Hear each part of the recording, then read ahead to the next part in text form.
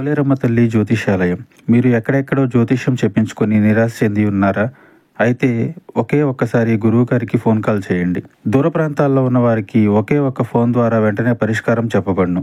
మీ ముఖము, ఫోటో, చేయి, పేరు, వయస్సు, గోత్రం వాట్సాప్ చేయండి. ప్రేమ, పెళ్లి, ఉద్యోగం, రాజకీయం, విదేశీ ప్రయాణం, ధనం నిలకడ లేకపోవడం, భార్యాభర్తల మధ్య గొడవలు, ఆస్తి తగాదాలు, అప్పుల బాధలు, స్త్రీ పురుషులకు పర్సనల్ గా ఎలాంటి సమస్యలున్నా పరిష్కారం చూపబడును. గురూజీ రామరాజు గారు. Phone number 9701875831. ఏ సమయంలో అయినా ఈ విషయం తెలుస్తుంది, బోరున ఏడుస్తారు. ఏమిటి ఆ విషయం, ఏం జరగబోతుందో వీడియోలో తెలుసుకుందాము.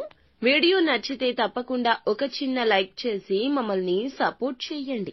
ఇక ఆలస్యం వద్దండి, వీడియోలోకి వచ్చేద్దాము. ఈ రాశి వారికి ఈ రోజున కొన్ని విషాదపూరితమైన లేదా అసహాయకరమైన నిజాలు బయటకు రాబోతున్నాయి. ఎప్పటినుంచో అనుమానం ఉండి స్పష్టత లేక వదిలేసిన విషయం మళ్లీ ముందుకొస్తుంది. ఈ రాశి వారు బోరున ఏడుస్తారు. కొన్నిసార్లు నిజాలు ఎంత నిర్దాక్షిణ్యంగా దెబ్బతీస్తాయో ఈ రోజు అనుభవం అవుతుంది. కొంచెం విపులంగా కూడా తెలుసుకుందాము. కుటుంబ సంబంధాల్లో వీరు సున్నితత్వం ఉంటుంది.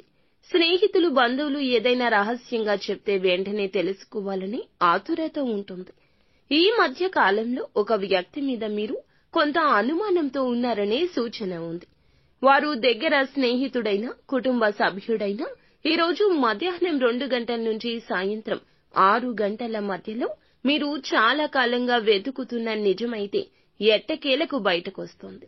ఇదొక మోసం కావచ్చు, ముఖ్యంగా డబ్బు సంబంధమైంది లేదా సాన్నిహిత్య సంబంధం, ప్రేమ విషయంలో కూడా కావచ్చు. కళ్లకు కట్టినట్లు కలిగించిన వాళ్ళు వెనుక వేరే దారులు వెతుకుతూ ఉండే అవకాశం ఇది తెలుస్తోంది. ఈ నిజం తెలిసాక ఒక్కసారిగా ఊపిరాగిపోవచ్చు. కొందరికి ఆవేశం, కొందరికి కన్నీరు. ముఖ్యంగా ఈ రాశి వారు బయట కంటే లోపల మదన పడతారు. ఏకాంతంలో కూర్చొని ఈ రోజు బోరున ఏడుస్తారు. మీకు 2 మార్గాలు ఉన్నాయి. ఒకటి, ఆ బాధను మనసులో పెట్టుకుని మళ్లీ దాన్ని కొనసాగించడం. రెండవది, కఠిన నిర్ణయం తీసుకుని ఆ వ్యక్తిని వదిలేయడం. ఏది సరిగ్గా అనిపిస్తుందో నిర్ణయించండి. ఒకటి గుర్తుంచుకోండి, వృత్తి, ఆర్థిక పరంగా విషయంలో ఇంకెవ్వరిని లోపలికి లాగొద్దు. మీ మనసులోని విషయాలు మనసులోనే ఉంచండి, బయటకు స్లిప్ అవ్వద్దు. ఇలా చెప్తేనే కదా ప్రతిష్టకు దెబ్బ కలుగుతుంది. ముఖ్యమైన విషయం ఏమిటంటే నిజాన్ని తెలిసి బాధపడితే తప్పకుండా కుటుంబానికి కూడా తెలిసే అవకాశం ఉంటుంది. మీ ఇంటి వాళ్ళు సానుభూతి చూపిస్తారు. సమస్యను పెంచాల్సిన అవసరమైతే లేదు కదా. ఈ రోజు సాయంత్రం 7 దాటాక ఆ వ్యక్తి నుంచి మరొక్కసారి ఎక్స్ప్లెనేషన్ రావచ్చు. మీరు మౌనంగా వినండి, తక్షణ నిర్ణయం తీసుకోకూడదు.